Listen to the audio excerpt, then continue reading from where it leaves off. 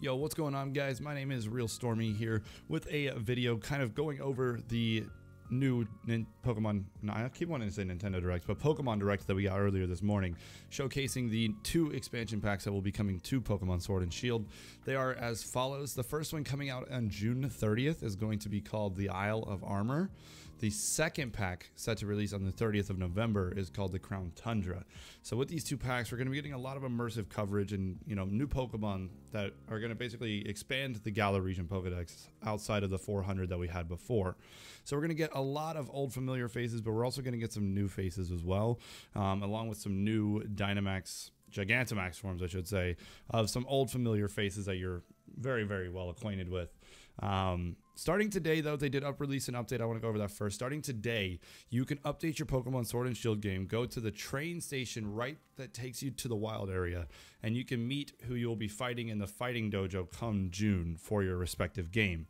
And what you'll be able to do there is you'll be able to encounter the Galarian Slowpoke. You can't evolve it or do anything like that until you get the item from either the Isle of Armor or the Crown Tundra, but you can start breeding this Pokemon for a shiny today, which we will be doing on stream later. Now, outside of that, that's all you need to know for today. That's the only thing that's really changed.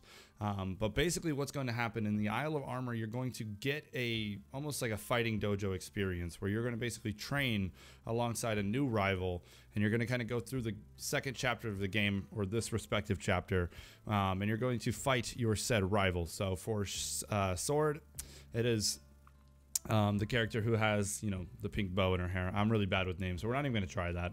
And then you get the top hat guy in Shield, which is pretty awesome. The next thing I want to jump into is the fact that we did get to see a new Gigantamax version of not only Venusaur, but also Blastoise.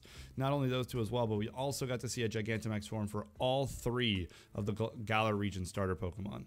So all 3 of them and the other 2 Kanto starters will be having a Gigantamax form come this expansion pack. Now, we do know for sure that there is another pack set to come out.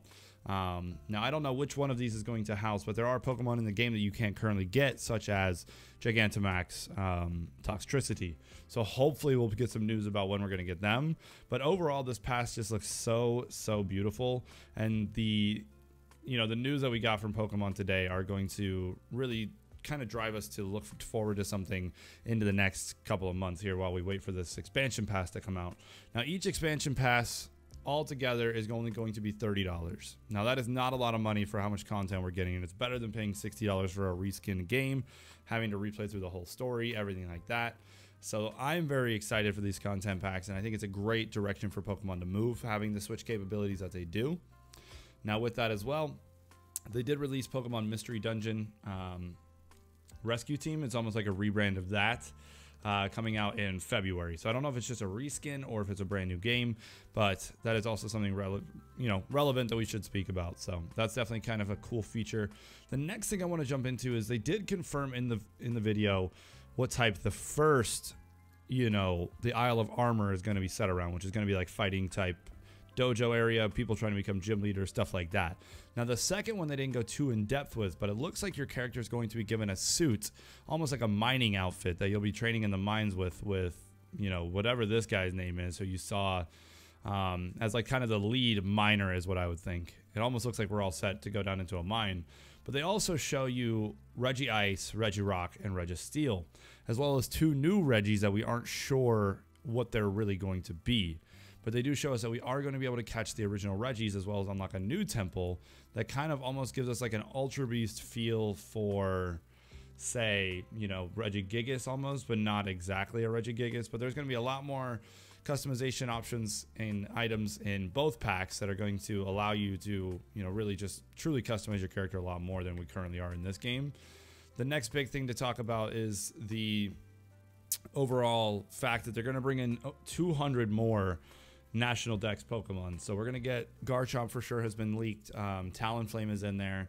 The Regis are in there, of course. We have 2 new mythical Pokemon, but we'll jump into those in a second. Other than that, we also have, it almost looks like a Galar region or a Gigantamax version of the 3 legendary birds from Kanto, that being Zapdos, Moltres, and Articuno. Now we get a whole new form, which we don't know what this is going to entail yet. We don't know what to expect.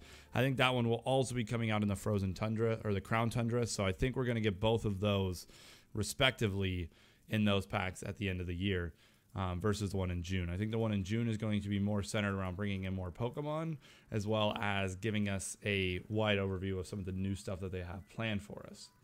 Now, with that being said, though, we do have the 2 new mythical Pokemon to go over as well to kind of wrap this video up.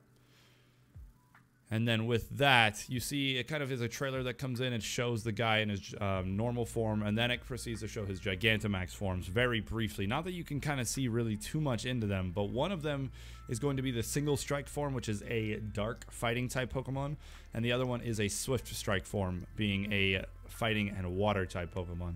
So definitely 2 really awesome typings there that I think can bring a lot of viability to this Pokemon. I just don't know how much, you know, access it's actually going to see outside of just going in and stomping people in like a free-for-all or something. And then you also get the kind of like deer looking, people are calling it literally a turkey baster as its nickname. We see that legendary as well, which we don't have too many details on other than it just being a grass type Pokemon, but that's pretty much what you need to know for the Nintendo Direct. I think we're going to see a lot more Pokemon than we're not expecting once they release more Pokemon, so definitely stay on the lookout for that. But other than that, I just wanted to make you guys this video so you guys have a up-to-speed look and a kind of comprehensive overview of the Pokemon Direct in case you didn't get to watch it this morning. But I hope you did enjoy. If you did, please do not leave without smashing that like button. And if you are new here, definitely recommend you subscribing to the channel, as we will be posting out a lot more Pokemon content in the near future. I will also be live tonight at around probably 4 p.m. Mountain Standard Time, maybe a little before. I will post a tweet when I go live, so make sure you're following the Twitter as well, which will be in the description. Other than that, though, I am going to get the hashtag out of here. I will see you guys later, and you guys have a good one. Later.